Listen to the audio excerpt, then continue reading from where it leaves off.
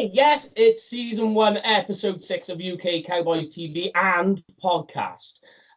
Welcome as we now branch into the new wave of the show, like we mentioned last week. So today is the first time we do the post-game show. Something we'll do at the start of every week, and Lauren will be on tomorrow with a pre-game show, which you get every week also. All right. So this week we've got the team. We've got Graham, and we've got my old neighborhood pal Jonesy with us. You all right, guys? Yeah.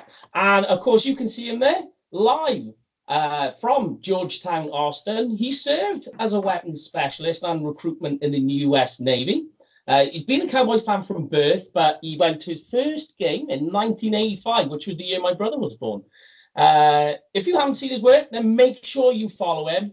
And also Official America's team. He's one of our very close friends. Probably I speak to Barry more times than I speak to my friends here in the UK. Some people I've grown up with. But he's always been there for UK Cowboys and helping us grow. It is, of course, the one and only Mr. Barry Gipson. You all right there, brother? Yay! Woo! Oh, guys, man, it's just such a pleasure to be on. I tell you, technology is such a blessing, you know what I mean, for us to, have never even met each other, but to feel like we know each other, to get on here and be comfortable with each other, it's just amazing. Yeah, I think I was speaking to, I think it's Stashman and Tyrone, both of them saying the same thing. Like, we're just literally talking to each other, like it's nothing. Yeah, it's great. Technology is the thing that's brought everyone close together. But anyway, we're here this week to talk about the shutout that the Cowboys made on the Texans this week in preseason. I know it was preseason, 34-0. The last time a preseason shutout occurred was 1977 for the Cowboys. And what did they do that year? I don't know. They won a Super Bowl. You're gonna have to tell me. Yeah, it was a Super Bowl year. All right. So, of course, the team was on top form this week.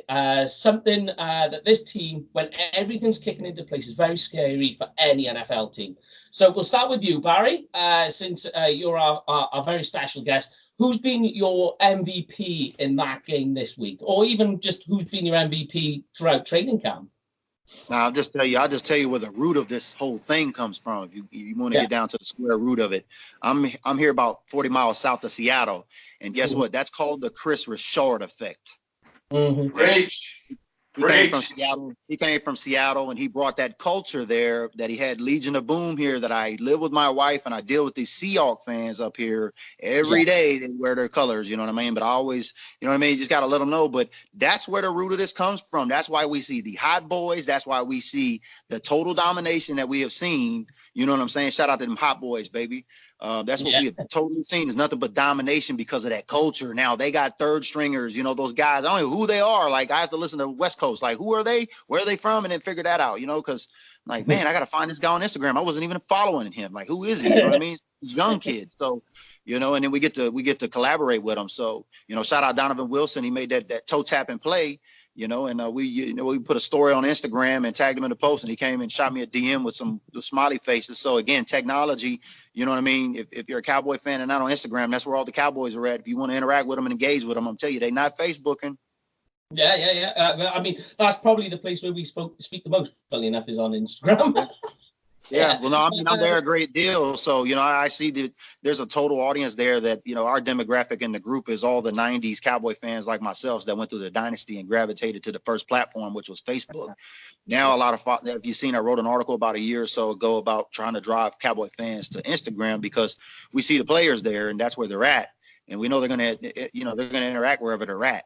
And at Official America's team, it's all about linking everybody up through social media. So it's about trying to put out the message to let everybody know, hey, this is what I see. You know what I mean? Come and experience this because this is what we're seeing here. Of course, yeah. All right. So in terms of MVPs for the game, I mean, we'll go back to you then, Rich, because we haven't seen you for a while. Who's been your MVP for the game this week?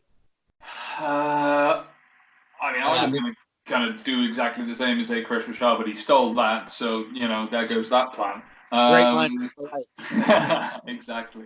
I'm going to go low hanging fruit. I was really happy to see Taco show up, as was pretty much everyone else. Just to finally see some sort of payback from the draft capital we put in. I mean, it took Tank a while, and it looks like it's starting to taking the same sort of approach with him. It's taken a little while to get his feet under him, but now they're starting to see some payback on it. Obviously, what happened towards the end of the game, by the sounds of it, it doesn't sound like it's going to keep him out really, any sort of length of time, touch wood. But yeah. I mean, I've asked the question, and I did send a message to find out about it, and apparently all we're getting is it's a low leg injury. Yeah, it's reassuring because they haven't said it's high ankle. To me, more than anything else, whenever I hear that, it's one of those horrible sort of like soft tissue injuries that can take forever to heal, and you just got to rest them, like plantar fasciitis. Like with Coop, you just got to rest it. There's nothing you can really do. Like you can't put plates in or any of that shit. So it's just wait and see, really. But it sounds like he should be, like I said, touch wood, be okay. But he was balling out pretty damn well. So if he can keep that going, then that's going to be another bit of serious firepower. I mean, people are already forgetting who Randy Gregory is. I mean, we were going into this thing hoping upon hopes that he was going to come back and be able to play this year because he was starting to show up last year. Well, now everyone, I think, has seriously forgotten him because I haven't heard anyone mention his name for weeks because of how this defense was playing mainly the other night. Okay. Yeah. I've got a prediction here that Graham's MVP is Taco, since he predicted that he was going to go off this week. Yeah, asked on the podcast and he turned up to play. Two sacks, a couple more tackles. Came to play during their ones. It was good to see it wasn't like the second string. Also good to see a couple of guys, come up with some stats. Kerry Hyder in particular, two sacks, a couple of tackles. And Devin Smith as well, 79 yards. They always say, that you maybe not make the Cowboys roster, but you probably will make a roster if you continue to flash. Obviously, we've got a fairly good receiver core, but you think like somebody like the Cardinals, they may be looking at these type of guys. If he doesn't make our roster, then guys will soon come calling if they continue to put up 80 yards in a preseason game, especially when teams like the Cardinals and so on are struggling for depth at that position. They've been changing a lot over the past couple of weeks, and if they don't make our squad, then they'll make somebody doing that stuff. Flashing. Yeah, sure. All right. Now, I mean, obviously we've gone through who we found the best, and we have been saying previously that the Cowboys shut the Texans out. But going through just a couple of stats, right? The offense had close to 35 minutes of possession, right? So the shutout, right? I'll ask you first again, right, Barry? The shutout that happened with the 35 minutes of possession on the offense, was that offensive game script that kept the ball away from the Texans, or was the defense really playing that good to cause the shutout? No, it's all about the hot boys. It's just the defense now has once these contracts get working out on the offensive side of the ball, I just like you guys and me, a lot of Cowboy fans just ready to just talk about football, just put the contract stuff to rest. There's bigger fish to fry for the season as it comes up, but you know what I mean? That defense is just transforming the whole culture of this brand and this team. And it's just the offense, once they get their kinks worked out with these contracts, I believe, and they get back. And now with this wizard genius Kellen Moore, you know what I mean? Mm-hmm. There's a lot of connections up here in the Pacific Northwest where I live at in terms of, Boise State and that pipeline going into the Cowboys and how those coaches were from around here. Like I lived, about 30 minutes, not too far where John Kitna taught high school at. Yeah. So, there's a lot of stuff around there, but that defense is just transforming. It's all about the hot boys. They're transforming that Chris Richard effect, transforming this whole Texas, this Dallas Cowboy team. You know what I mean? Yeah. Something as well that I suppose we'll ask you while you're here, right, Bob, is that Richard mentioned it just a second ago, was Randy Gregory. I mean, you're closer, obviously, to the Cowboys than we are, even geographically. So have you heard anything about Randy Gregory, since we're talking about the defense there? Is there any news? We'll probably see that news come out after the contract stuff. Everybody knows, and Jerry knows they're playing in media now. for clicks and likes and stuff like that, just to kind of drag this out, remain the front of the news, 24-hour news cycle like we have here. But I don't know. I got sidetracked. What was your original question? I'm sorry. Randy Gregory. Randy Gregory. Yeah. No. I think we'll hear that as it comes out. I think after when the other shiny objects are gone that are in front of us now, and then we'll begin to see that, because that's a big push that's going to happen as soon as the season gets underway, I believe. About the whole legalization of cannabis and all of that stuff in the United States and the league, and that push with Medicaid, with hashtag plants over pills. You know what I mean? Shout out David Irving. A lot of people casted him out and said he was stupid for what he was doing, but hey, he had his reasons. You know what I mean? He's just part of this. He's just part of this whole story too. So, it is what it is. Yeah, sure. All right. Okay, Graham. I'll go back to you to the original question. Turno. We'll go back to the question about the 35 minutes of possession. So, did the shutout that occurred happen because of the offensive game script or the defense? It flashed of a couple of seasons ago when the Cowboys used to get like a 14-point lead, the game was over because we would simply run the ball and run the clock to death. But I think with our defensive line and with the 2 interceptions, it really did come down to the defense. I think to keep that kind of shutout. The Texans know what they're doing. They're after the division this year, especially with the Colts news. So I think you have to give credit to the defense, but if we ever end up with a 14-point lead during the season, I think our offensive line is really going to take that team to the cleaners, and the defense will feed off of desperation. We've got a good backfield at the moment. We've got a good pass rush, so it's exciting times. But I would give the award to the defense. I think to pitch a shutout against that offense was good. All right, and what's your take, Rich, on it? I'm very much on the defensive side with Barry again. I think I can't remember exactly the statistic it is. There was one that came out last year of the amount of basically the turnover differential, the amount of turnovers you need to more or less guarantee a victory. I believe roughly I might be pulling this out of my arse, but I think it's something around 3, and the Cowboys just came away with 4. I mean, even if you rule out the fairly fluky punt deflection for a touchdown, you've still got 3. If you come out of a game and you create 4 turnovers, you'd be expecting that team to win, really. If you just look at sole statistics and you just put that one down and play, and you're like, which team won? It's like, well, the one that created 4 turnovers. Yeah. So it very, very much, they were all over them, all over the field. Like Barry said, there was just pressure left, right, and centre. They never got going in an hour. They never got going at all. Yeah.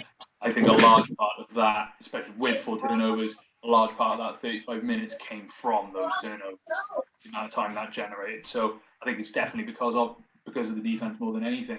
The offense used it fairly well. They didn't throw away many chances, really, I don't think.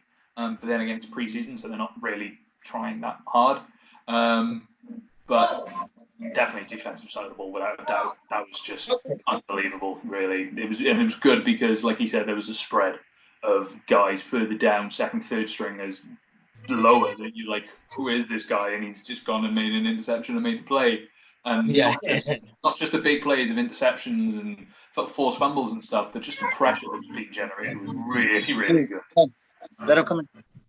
So another player who's come up this week who played really well, Brett Maher, right? 2 of 2 in his field goals and 4 of 4 on extra points. And given as well this week what he's been doing in practice, is the light coming on now with Brett Maher, do you think, Barry? This kid is like 50-50, you know what I mean? You ask some, it depends on who you talk to, but I think that he's got it together. You know what I mean? Again, I think that culture of the defense, like I said, it's just going to affect every facet of this team. You know what I mean? And all players, and it's going to give everybody different perspective that it's about something bigger than themselves. So they've got to really get the best out of their position that they can. And I think Brett Maher wants to really do that. He's just had some skittishes. The fans got to be patient with him. You know what I mean? He's obviously a professional. He gets paid to do that. He's got the leg strength. We see it. You know what I mean? We're not perfect. None of us. Hell, I can't get out there and I can't even kick a 20-yard field goal. So, guys out here, just knocking it down. So, let's give them some credit. Let's be patient with them. Yeah, we're America's team. We got cowboy privilege. We want everything now, the way we want it right now. But we just gotta wait. Give the guys some time. I think this is gonna be the year for him. I think this is, like I said, this hot boy shit is gonna galvanize everything in this team. Yeah. Going obviously into the conversation of, and Rich jumped on it as well, so we'll stick with the defense. It's turnovers. So we came away with 4. And generally, if you win the turnover battle, you will win the game, right? Generally, Now, the Cowboys in past history very rarely come away with takeaways, right? Yeah. But what we're seeing with a slight change now with what's going on, do you think the turnover battle is going to be something the Cowboys win more and more often then, Barry?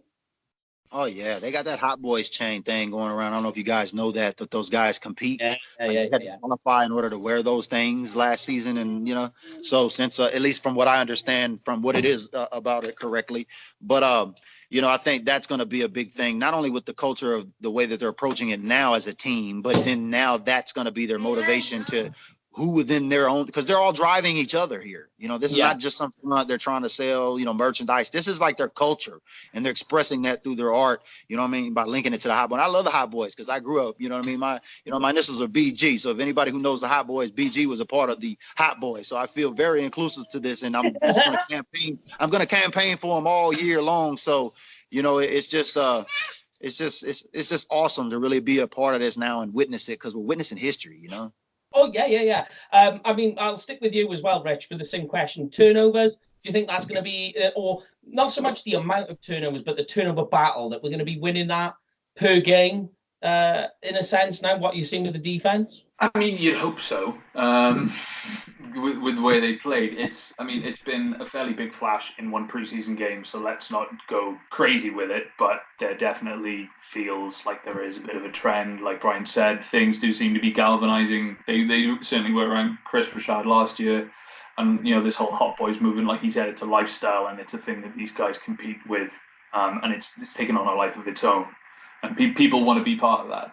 And players want to be part of that, and part of that is showing up and making plays and getting turnovers. So, I'd like to think so. Yeah, we just need to stick with it and see how it goes. But the people that are coming up and showing up, people like Xavier Woods, they're putting him out purely in places like out midfield where he can ball out and ball hawk.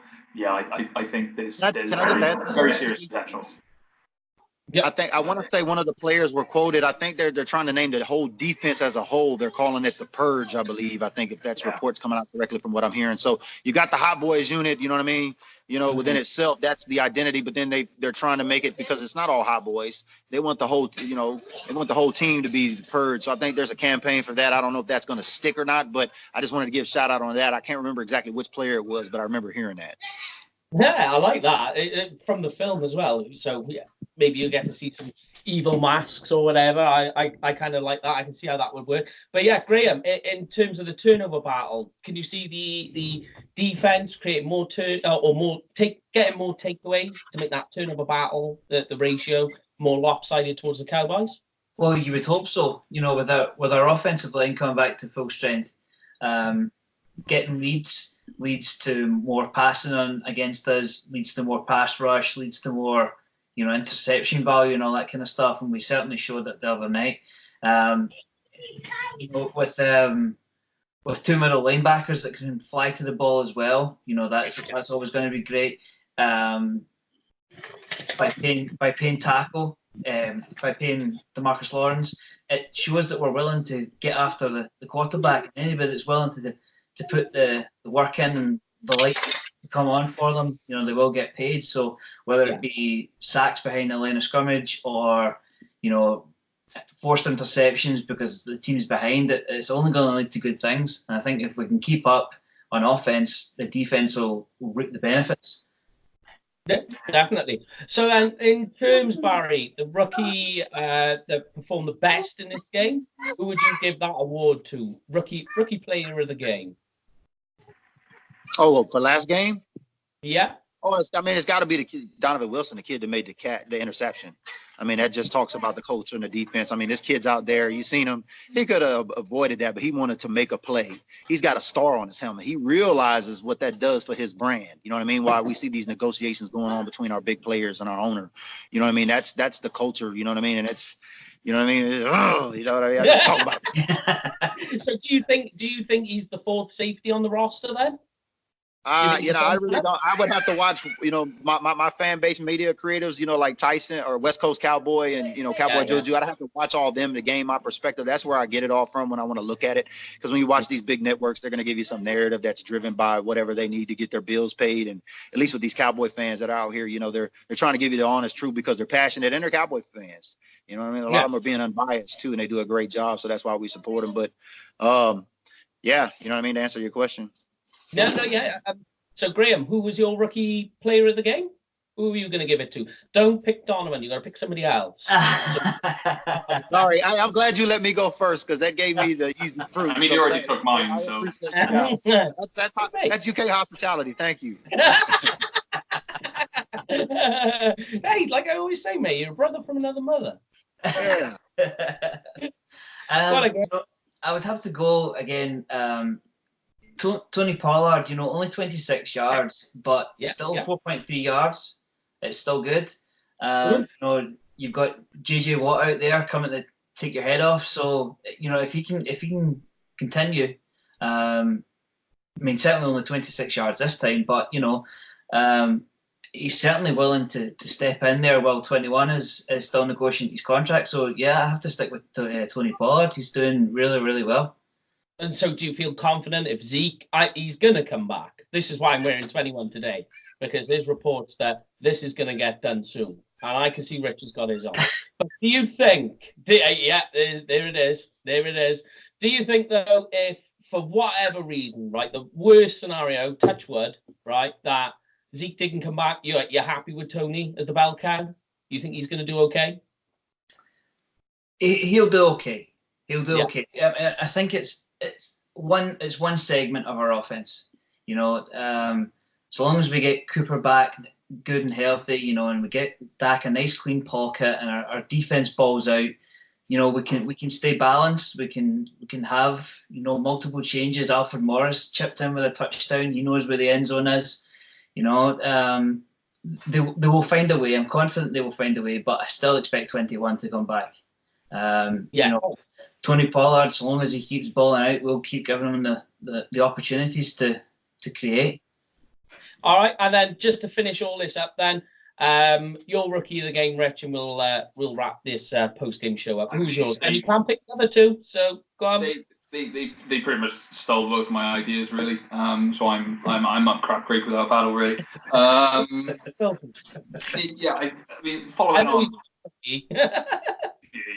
Following on a bit, it's interesting with Tony Pollard because, he was my number one, but because a couple of weeks ago when we had Brian on, we were saying that, he's looking like he can pick up some of the workload. Obviously, he does certain things, but they were very much happy to have Alfred Morris be the main guy and then Tony Pollard, switch in and do a couple of different things.